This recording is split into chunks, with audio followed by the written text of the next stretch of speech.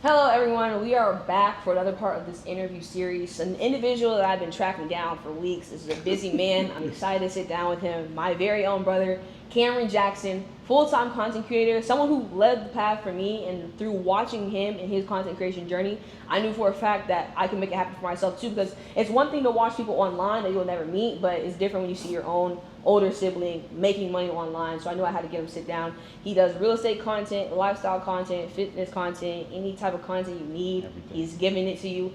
So I'll make sure I drop his Instagram is Cam Jackson CEO. Happy to have you here, Cam. Thank you so much for making the time. I'm excited. It's hard to get a hold of this one here. Not even. But we're gonna go ahead and make sure he's busy, has things going on, so we're just gonna go ahead and get right into it. Cam, I want you to tell me, how did you get into content creation? Where did you get started? Oh, that's actually a great question. Okay, so how I got into content creation. So just like anybody, I've had an Instagram, I've had a MySpace, I've had a Facebook, just like everybody, right? Mm-hmm. And I feel like throughout that whole time, you get used to like capturing things and just showing people like it's bits and pieces of your life, right? Right. Bits and pieces. And I really used to only use my Instagram like in college when I was playing sports as like kind of like a highlight reel, right? So you'd post every now and then, you post a picture, a football picture. Every now and then you post like you doing like a little cool photo shoot. Yeah, just it was for never fun. like Yeah. really showing like the lifestyle and kind of like how things work. And so I started because my boy Hoop was constantly telling me, he's like, bro, you gotta get on TikTok, you gotta get on TikTok, you gotta get on TikTok.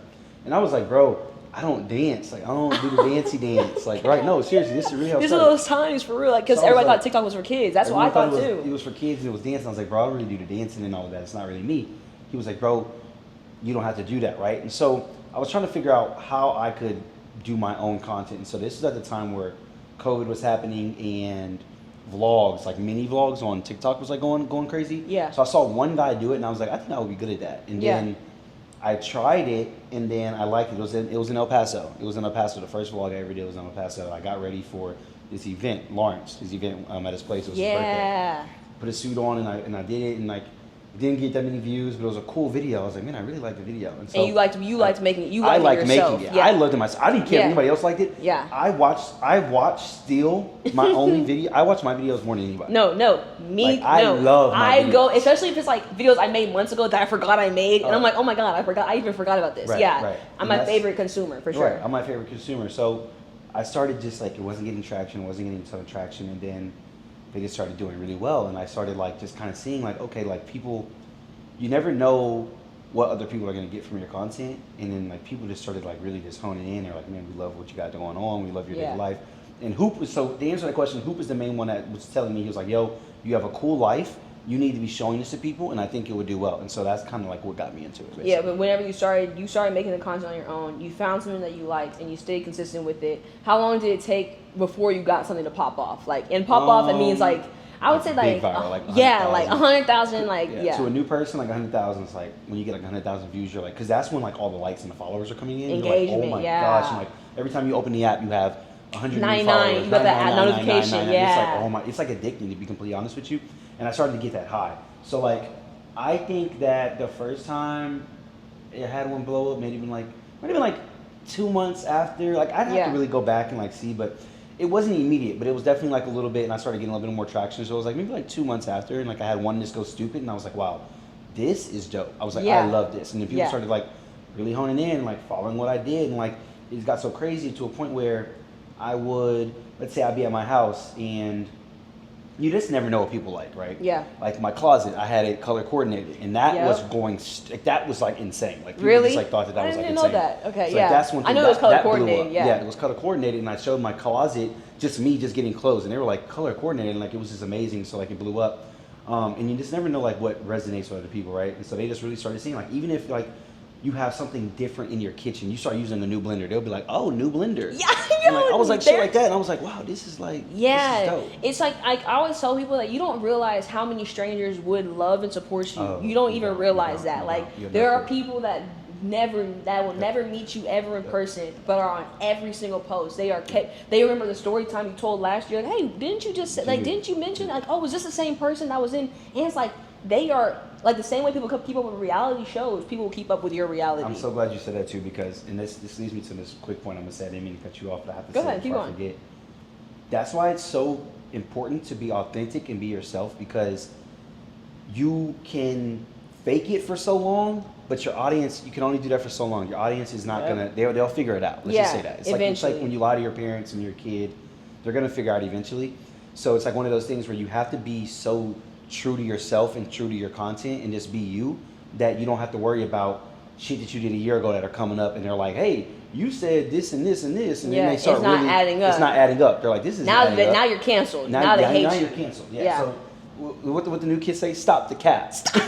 No cap. Don't be capping. No cap allowed. No cap allowed. No cap allowed. Or your audience or the people that are watching you they will pick that and they will see it. So that's like a really and I feel point. like anytime, I always talk like what I said in this course many times is that content creation, like there's a lot of hard ways to make money. This is not one of them. If you feel at any point in time that you like, oh, it's too much, I hate it. I feel like that's how you know that you didn't build a platform based on who you were, and now it's hard to upkeep. Like it's hard to keep acting like that person because on a day to day, you're not that guy on a day to day. So now it feels like you have to go out of your way to make the content. I would say like don't make like your life about content. Make content about your life. And that's what I really liked about it too, because I was able to just do daily tasks, and that's why I really like vlogging, because it wasn't like a facade I had, right? It was like I'm showing you that I'm waking up, I'm doing the same thing you're doing. I'm brushing my teeth, I'm putting my clothes on, I'm hitting the gym, I'm going to get food at Chipotle, and I'm going to wherever I make money. So at that time it was like business. I was showing like my real estate journey. I was showing me owning a business and just like doing just dumb things. Like I'd go and like just like, you know, be working on a car or like just fixing something, and it was just like it would just all go into the day to day. So it's like cool when it all came together, and that's kind of how it happened. That's how and just like the documentation of everything. It's just like this is just what I'm up to, and then of this course is what I'm up to. And it's like I just said, like I'm either doing the same things as you're doing, or I'm doing something you're not doing. Or you know what? After watching him do, he really like some people be like admire your consistency. Like some people follow you because they feel like they can relate to you a lot, and some people follow you because they feel like if I follow this person long enough, maybe they'll inspire me to do better. Maybe if I watch Cam enough, I'll start waking up and going to the gym, and I'll start adding these things to my lifestyle. So it definitely gets to the point where you're like, okay, now I'm influencing other people in like a positive way, you know? So things like that. And a lot of this conversation is about like my content, like you said, it's lifestyle, real estate, just kind of like vlogs and things like that. Like your own journey, It's my own journey. So like a lot of things I'm going to be talking about is from a lifestyle vlog perspective. Type of thing. But I know you've been making a big transition into like more real estate, and we're going to be talking about that a little bit more. But let's get into because I know for a fact, we're not going to get too deep into his pockets or anything, but I definitely know that as I started to see him grow and like start obtaining more brand deals and hearing, because I know for a fact that I knew influencers making a lot of money. I already knew that. People knew that. But when you start seeing it or even experiencing it partially, I'm like, this is different than when anyone else. I don't think people understand like the gravity of the situation and how much. So how long did it take for you to get your first brand deal? Like how much consistency? Wow. So I started, like I said, creating content. This is about 2021, 2020. I've been doing content. No, it was 2021. I've been doing content for about 3 years now. Did not start making money until 6 months ago. Really? Did not start making like legit money off of content that I would call like money. And brand deals and things off of about 6 months ago, right? So I feel like the stages of content, right, in making money off the platforms in your personal brand is you either do brand deals, or you get money off of views and subscribers, or you have some kind of subscription-based thing, or you have a product that you're selling or something like that. That's how you make money, right? Yeah. So for me, I didn't really start getting the brand deals. So you can either get a manager or you don't. You can really just be, you can honestly just be on your own team and be the one that reach out in brands. And I did that for the longest time, and it works. So it's so funny because how it all started, right? When you start creating content and brands start sending you free shit, and it's like that's all you want at first. Yes. You're like, and you're just excited. You're lit. You're just like happy I'll to be do whatever. Here. Yeah. I'll do whatever. One video for this and this. You're like, send it. Here's my address. Send me the shirt. Exactly. It's like literally like small things. It'll be like a shirt, like a brush, like perfume. Small thing, perfume. And you're like, oh my god, I'll do a video for you. A candle. Cool. Don't even mention it. Don't even mention it. And so it happens, and so you start like kind of seeing that side of it, and then once you realize, wow, like your true value and what you can provide and what you can do, you really get to the point where you want to take it a little more serious. So for me, I was accepting that for the longest time, and it was dope because I really just, like I said, I made money with real estate in my businesses. So I wasn't like thinking that I was going to try to make all this money with content. Like I didn't even think it was a thing at first, right? I knew people were doing it, but I didn't know the extent of it until I really started getting into it and meeting people in the content creation world, right? So things start going well. One of my boys, Nate, he has a manager, right? And so I reached out to him. I was like, yo, I want to start taking content more seriously. And I saw how he was killing it, and he was one of my boys. I'm like, bro, he's getting like 30,000 for a video, 20,000 for a video. He was really killing it, and I was like, bro. And he was telling me, he was like, bro, your content's great. I could put you on with my management team. I was like, you know what? I was like, I really want to take it serious, just see if they'll accept me, right? So he told me to reach out to them, and then he was going to put it in a word. Did exactly what he said he was going to do. They reached back out to me. I didn't even think they were going to, right? Because like, this is at the point where I wasn't even at 100K. Like I only had 14K at this point. Type on IG, Instagram, on IG. So I was still just getting started. I might have had like 80K on TikTok, right? And so we had that conversation, and this was when I was in Aspen, Colorado. This was like 2 years ago. I was in Aspen, or a year and a half ago. I forget exactly. But we were in Aspen, Colorado. I did the call with them. They're like, okay, we're gonna think about it. 2 days passed. They're like, we want you on board, right? So I had a manager for 6 months. I didn't make any money. I had a manager, and they ended up firing that guy that I had because he wasn't bringing deals and he wasn't doing it right. So firing him, and so that's a manager. Basically, I'm going to explain it to you. A management company is basically someone that's on your behalf. They negotiate everything. They reach out to brands for you, and they really just set up everything. It's like a legit business, right? These are companies that it's almost like they're talent agencies almost, and you're like a model for them. And so basically, they say, you know, like how people contact magazines and photographers for models, it's kind of like the same thing for brands and managers, right? And so they negotiate on your behalf. They take a certain percentage of the money that you make.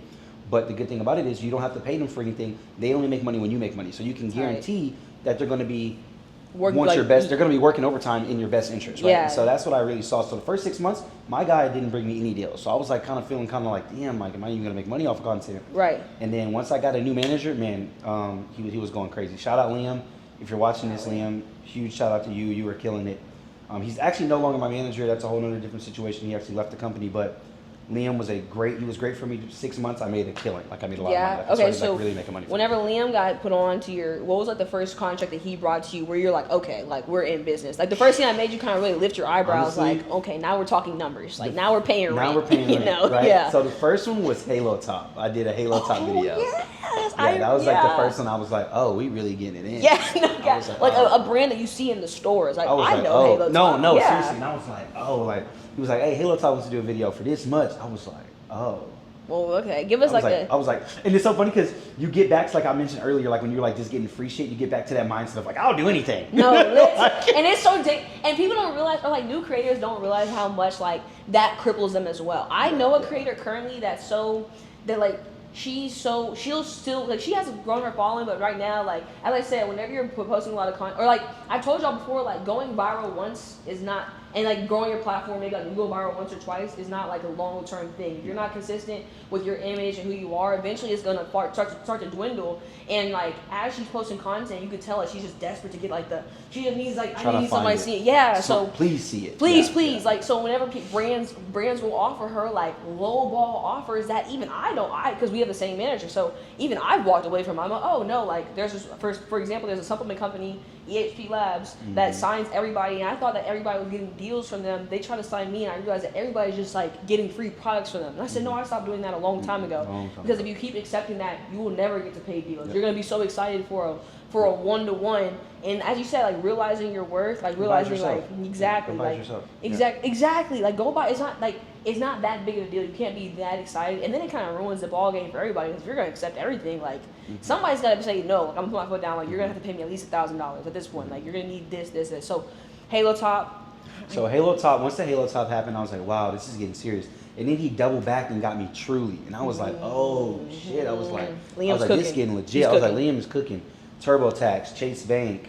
Let me see, what are some other big ones I've done? Like names, household names, household for names, sure. like you know these, like, and so I started to really just see that. So like over 6 months, I started like making a lot of money from it, and I started to realize, okay, you can make a legit income or salary off of content creation. Now, the thing about that is also, you can't get complacent with it because when the brand deals don't come, now what do you have, right? The good thing about me and the blessing that I have is I do other things, right? I do real estate investings, I do one-on-one mentorship, so I do make money other ways. And if I didn't do that, then it would be a little bit more of like, I'd be a little That's bit when you get the more- desperation. That's when you get desperate. When you get the desperation. That's when you get desperate. When you Yeah. depend on, and I just saw a video on TikTok yesterday. She was just talking about the reason that content creators make more money than people understand is because of the multiple streams of income.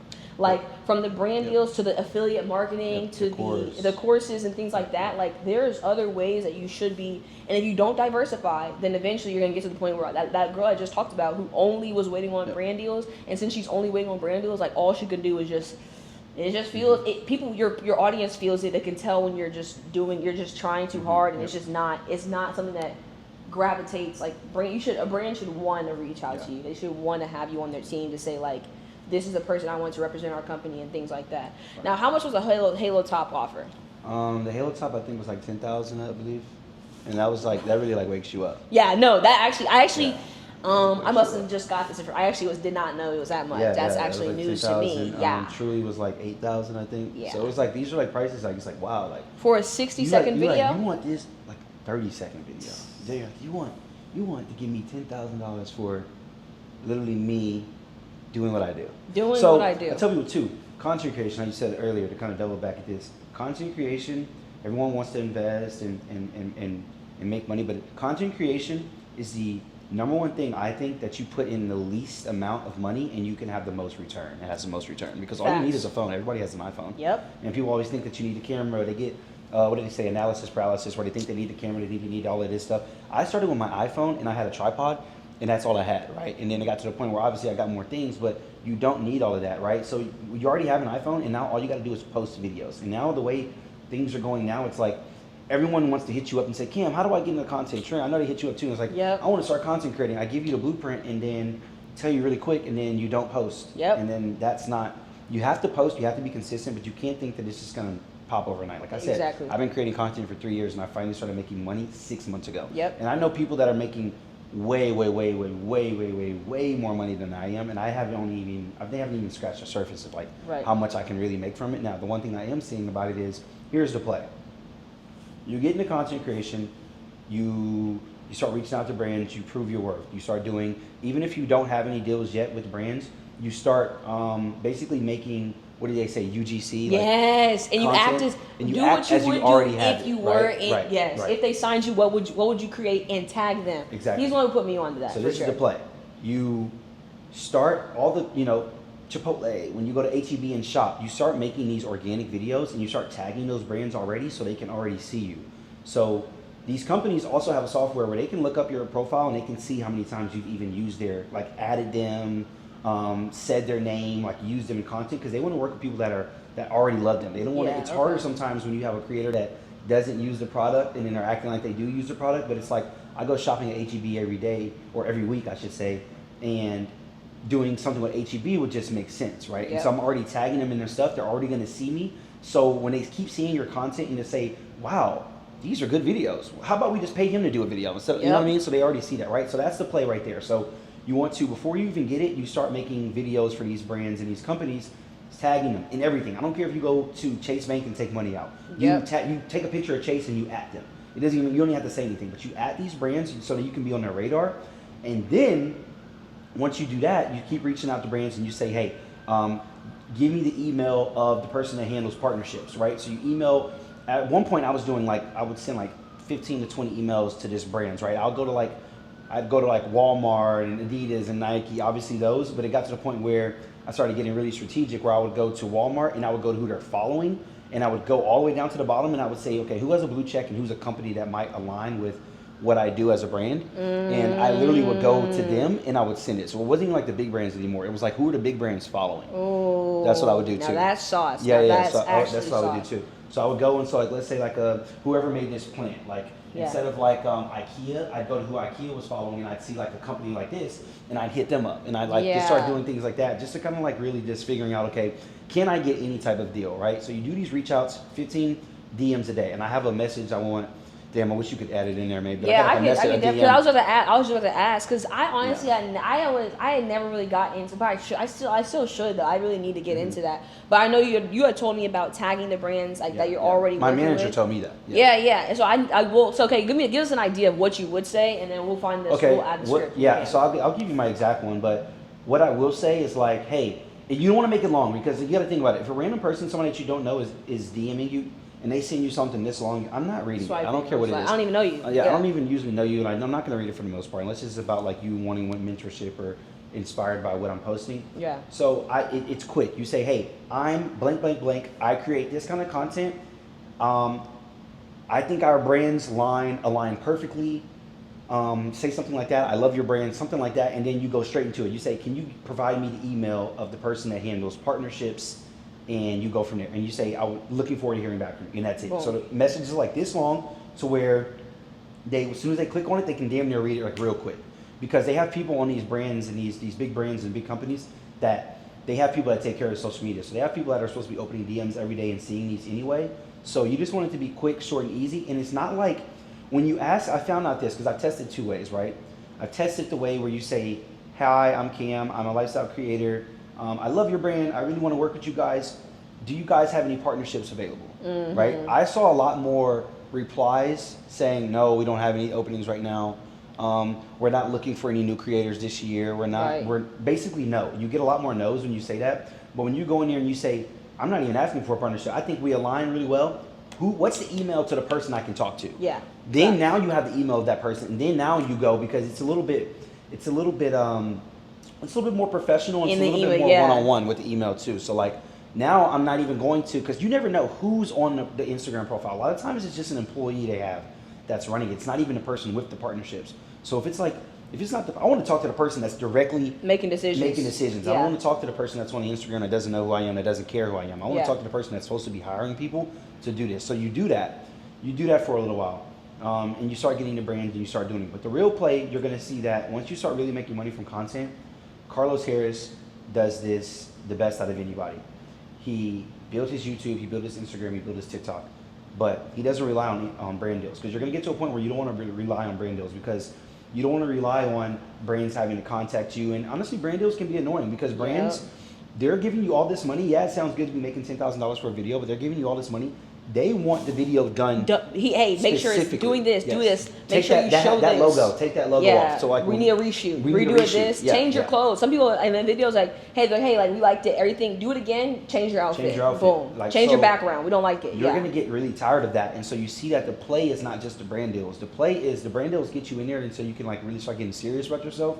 But the play is to build a community, have some kind of recurring membership or something, or creating a product. And that's what Carlos does, right? He has the ebook, he has the brand deals, but not only that, he created a product